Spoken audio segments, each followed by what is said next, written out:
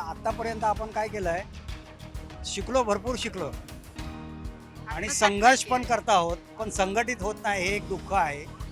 हे कुठंतरी बाबासाहेबाला टोचतं असेल असं माझा एक अंदाज आहे. जे आत्ता मोदी वगैरे बोलतात एक आहे तो सेफ आहे, अगदी हे वाक्य बाबासाहेबांचंच आहे खरं म्हणजे, पण त्यांनी कॉपी केलं आहे, ते हिंदीतून बोलतात. पण बाबासाहेबांनी सांगितलं होतं की संघटित व्हा, हा खरा त्याचा अर्थ आहे. आणि खरोखर ते संघटित लोक आपली जर झाली तर मला नाही वाटत की आपण कुठेतरी एक वेगळ्या शिखरावर जाऊ शकतो, याला काही दुमत नाही आहे. कारण की बाबासाहेब खरे तर पुस्तकातच दडलेले आहेत आणि बाबासाहेबाला जिवंत आताही पाहायचं असेल तर पुस्तकातच पाहावं लागेल. आणि आता जरी युवा पिढी सोशल मीडियात सक्रिय असली तरी बाबासाहेबाला सोशल मीडियापेक्षाही पुस्तकात पाहिलं तर खूप चांगलं होईल असं आमची भावना आहे. बाबासाहेब आंबेडकरांच्या 68व्या महापरिनिर्वाण दिनानिमित्त देशभरातनं लाखो भीम अनुयायी आहेत ते चैत्यभूमीवर दाखल झालेले आहेत आणि बाबासाहेबांना अभिवादन देखील करत आहेत. बाबासाहेबांना अभिवादन केल्यानंतर हे सगळे जे भीम अनुयायी आहेत ते शिवाजी पार्कवर येत असतात आणि तिथे हे जे सगळे स्टॉल्स लागले आहेत जिथे बाबासाहेबांच्या विचारांची हजारो शेकडो पुस्तकं असतात ती पाहत असतात, ती वाचत असतात आणि त्याचबरोबर खरेदीसुद्धा करत असतात आणि ज्ञानसुद्धा इथनं घेऊन जात असतात. आपल्यासोबत काही भीम अनुयायी आहेत. कुठून आले आहेत काका? मी ठाण्यावरून आलो. माझं नाव केशव नारायण माने. दरवर्षी येतं पहिल्यांदा आलेला? नाही, दरवर्षी मी येतो. जवळजवळ 20 वर्षापासून मी प्रत्येक वर्षी येतो. आणि हा खरोखर एक दुःखाचा दिवस आहे, पण दुःखाच्या दिवसात पण हे सगळं इन्स्पिरेशन आणि लोकांची त्यांच्याविषयी जी भावना आहे ते बघून खरोखर मन अतिशय हेलावून जातं. बाबासाहेब म्हणाले ते वाचाल तर वाचाल, तर हा जो त्यांचा विचार आहे किंवा बाबासाहेबांनी अभ्यास शिका संघटित व संघर्ष करा हा जो विचार दिला त्याच्यामुळं वाटतं की ही सगळी पुस्तकं इथे ठेवलेली असतात दरवर्षी आणि शेकडो हजारो लोक घेऊन जात असतात. अगदी बरोबर आहे. वाचाल तर वाचाल, शिका संघटित व्हा, संघर्ष करा, हा जरी बाबासाहेबांनी मंत्र दिला तर आत्तापर्यंत आपण काय केलं आहे, शिकलो, भरपूर शिकलो आणि संघर्ष पण करत आहोत, पण संघटित होत नाही, हे एक दुःख आहे. हे कुठंतरी बाबासाहेबाला टोचतं असेल असं माझा एक अंदाज आहे. पण लोकांनी सगळ्यांनी याच्यामध्ये सहभाग घेऊन एकत्रितपणा, जे आत्ता मोदी वगैरे बोलतात एक आहे तो सेफ आहे, अगदी हे वाक्य बाबासाहेबांचंच आहे खरं म्हणजे, पण त्यांनी कॉपी केलं आहे, ते हिंदीतून बोलतात. पण बाबासाहेबांनी सांगितलं होतं की संघटित व्हा, हा खरा त्याचा अर्थ आहे. आणि खरोखर ते संघटित लोक आपली जर झाली तर मला नाही वाटत की आपण कुठेतरी एक वेगळ्या शिखरावर जाऊ शकतो, याला काही दुमत नाही आहे. कुठली पुस्तकं मगाशी बघत होतो आम्ही बघितलं, कुठली पुस्तकं तुम्हाला वाटतात की घेतली पाहिजे? हे बोलायचं आहे की बायकांनी पोती पुस्तकं ह्याच्यामध्ये न रमता एकदा संविधान वाचावं आणि बाबासाहेबांना समजून घ्यावं, बस हेच म्हणायचं. ॲक्च्युली तुम्हाला देव काय ते कळेल. माझं प्रयत्न असा असतो की माझ्या कॉम्प्लेक्समध्ये, माझा जवळजवळ एक 500 घराचा एक कॉम्प्लेक्स आहे, त्याच्यामध्ये मी गेल्या 2-3 वर्षापासून संविधानाच्या प्रती फ्री ऑफ चार्ज लोकांना देतो. माझा एकच त्याच्या पाठीमागे उद्देश आहे की संविधान ॲटलिस्ट 500 लोकांच्यापेक्षा ॲटलिस्ट 10 लोकांमध्ये घरांमध्ये जरी पोचलं तर हळूहळू त्याची प्रगती होईल, लोकांना त्याचं माहिती मिळेल. आता मी चाललं होतं की मला एक 25 कॉपी हवी आहे. दादानं विचारलं मी की मला ते काही कन्सेशन रेटवर मिळेल का, तर आणि मी माझ्या कॉम्प्लेक्समध्ये फ्री ऑफ चार्ज देईन, त्याचा मला काही वाटणार नाही. पण कुठंतरी माझं असं मत आहे की संविधान घरोघरी पोचलं पाहिजे, त्याचा अभ्यास झाला पाहिजे आणि त्याच्याप्रमाणे लोकांनी एकत्र आलं पाहिजे आणि समाजासाठी झटलं पाहिजे. त्याच्यामुळे हा एक माझा प्रयत्न आहे. आणि माझ्याकडे बाबासाहेबांच्या पुस्तकाचा भरपूर साठा आहे. शूद्र कोण होते, त्यांची भाषणं वगैरे सगळं आहे. आम्ही 20 वर्षापूर्वी भरपूर 30 वर्षापूर्वी वाचलेले.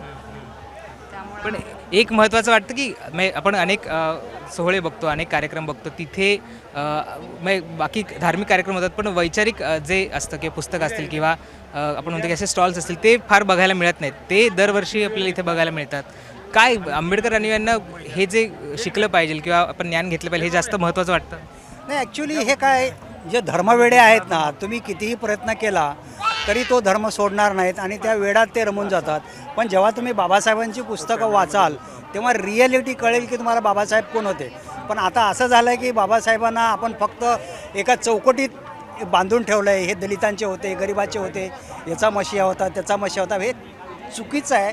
पण खरोखर बाबासाहेबांनी ज्या वेळेला ही घटना निर्मिती केली त्या अगोदर आपल्या समाजाचा विचार न करता त्यांनी जगासाठी काय केलं, विशेष म्हणजे ओबीसी समाज म्हणजे apart from scheduled caste scheduled tribe त्यांच्यापेक्षाही पुढे जाऊन बाबासाहेबांनी अगोदर दुसऱ्या समाजाचा विचार केलेला आहे आणि त्यांच्यावर अगोदर त्यांचं कलम सँक्शन करून घेतलं आहे. पण अजूनही लोकांना कळत नाही की लोकांना असं म्हणायचं की बाबासाहेब म्हणजे शेड्यूल कास्ट शेड्यूल ट्राईब, त्यांच्यासाठी त्यांनी भरपूर केलं आहे. पण खरोखर ते कुठंतरी मीडिया तोडला पाहिजे. कधी तुटेल ते की लोकांनी अशी पुस्तकं वाचली पाहिजे. धर्म प्रत्येकाला बाबासाहेबांनी काही धर्माला मानू नका असं कधीच म्हटलं नाही आहे. पण एवढंही वेडे होऊ नका की त्याच्यात वाद जाऊ नका. तुम्हाला माहीत आहे देव देव देव, आज आपण आपल्या बापदाद्यापासून देव देव करत आलो, पण देवाने काय दिलं आहे लोकांना कळतं. देव काहीच देत नाही, पण ते स्वतःहून म्हणत नाहीत की मला देवाने काही दिलं नाही म्हणून. कारण काय त्याला एक समाजाचं बंधन असतं, समाजाचं कुठेतरी वेट असतं. ते घाबरतात, समाजाला घाबरतात, परिसराला घाबरतात. म्हणून आपल्या ज्या काही विचारधारणा आहेत बाबासाहेबांनी सांगितलं त्याच्यापर्यंत येत नाहीत. ते कधी येतील जेव्हा ही पुस्तकं वाचतील. बौद्धांनी त्यांचा धम्म काय आहे, क्षुद्र कोण होते, तुम्ही अगोदर काय होतात इथे, तुमची किंमत काय होती त्यावेळेला आणि आज तुम्ही कुठे आलात, हे जर तुम्हाला कळलं तर खरोखर मला वाटतं बाबासाहेब तुम्हाला निश्चित. समजेल. करेक्ट. खूप खूप धन्यवाद आमच्याशी बोलल्याबद्दल. तर इथे आपण बघतो की शेकडो अशी वेगवेगळ्या पद्धतीची पुस्तकं आहेत जी इथे ठेवलेली आहेत आणि सगळे जे भीम अनुयायी आहेत ते इथनं घेऊन जात असतात. आपण अजून काही लोकांची बोलायचा प्रयत्न. कुठून आले दादा? नांदेडवरून आले. पुस्तकं बघताय, कुठलं पुस्तक वाटतं घ्यावं? आता बाबासाहेबांनी भरपूर लिहिलेले आहेत. रुपयाचा प्रश्न आहे, बँकिंगचे आहेत. बाबासाहेबांचे तुमचं किती शिक्षण झालं आहे? माझं MA झालेलं आहे. MA झालेलं आहे. पण मग काय तुमचं मुलं बाळ आहेत काय, कसं काय? अनमॅरिड आहे सध्या मी. काय वाटतं कुठली दरवर्षी तुम्ही येता, पहिल्यांदा आलेलात काय? पहिल्यांदा आलेला हो. हो. पण एवढी आता सगळ्या अख्ख्या त्या मैदानावर पुस्तकांचे स्टॉल्स आहेत, तिथं अभिवादन केलं, त्यानंतर इथं काय यावं वाटलं तुम्हाला? कारण की बाबासाहेब खरे तर पुस्तकातच दडलेले आहेत आणि बाबासाहेबाला जिवंत आता पाहायचं असेल तर पुस्तकातच पाहावं लागेल. आणि आता जरी युवा पिढी सोशल मीडियात सक्रिय असली तरी बाबासाहेबाला सोशल मीडियापेक्षाही पुस्तकात पाहिलं तर खूप चांगलं होईल असं आमची भावना आहे. म्हणून आम्ही इकडं पुस्तकाच्या लॅबकडे आलेलो आहोत. लॅब कुठली पुस्तकं वाचलीत आंबेडकरांची, बाबासाहेबांची? आम्ही बघा बाबासाहेबाची पुस्तकं बरेच वाचलेत. बौद्ध आणि त्यांचा धम्म. बाबासाहेबांनी बरेच काही अजून मुकनायक असे 2-3 आम्ही वाचलेले. अशी पुस्तक घेतली काय तुम्ही? नाही जी भीमगीताची आहे. भीमगीताची घेतलीत. काय कुठली गीतं आहेत? भीमगीते आहेत, पाळणे आहेत भीमाचे. बाबासाहेबांची पुस्तकं वाचायला आवडतात? वाटते वेळ मिळाली तर वाचतो. ठीक. काय बाबासाहेबांनी शिका संघटित व संघर्ष करा नारा दिला होता, संदेश दिला होता, काय वाटतं ते त्याचं होतंय पालन? समाधान होत आहे, पालन होत नाही आहे. फक्त मनाला समाधान होतं, पालन काही नाही आहे, काही फरक दिसत नाही. पण आपल्या समोरच्या पिढीमध्ये होणार असं वाटते. शिक्षणापायी बघू समोर. काय बाबा पुस्तक घेतलं कुठलं? हो, कुठलं घेतलं? हे कामगार मंडळाचं. कामगार मंडळाचं. काय पुस्तकं बाबासाहेबांची पुस्तकं वाचता की नाही? हो, वाचतं थोडे थोडे. कुठनं आलाय? अकोला. अकोल्यावरून आलाय. काय वाटतं की इथं स्टॉल्स खूप आहेत, सगळी पुस्तकं आहेत, लोक बघतायत, काय ज्ञान घेऊन जावं वाटतं घरी? ज्ञान हे प्रत्येकानं घेतलं पाहिजे आणि आचरणात पण आणलं पाहिजे. नुसतं वरवर नाही, आचरण केलं पाहिजे.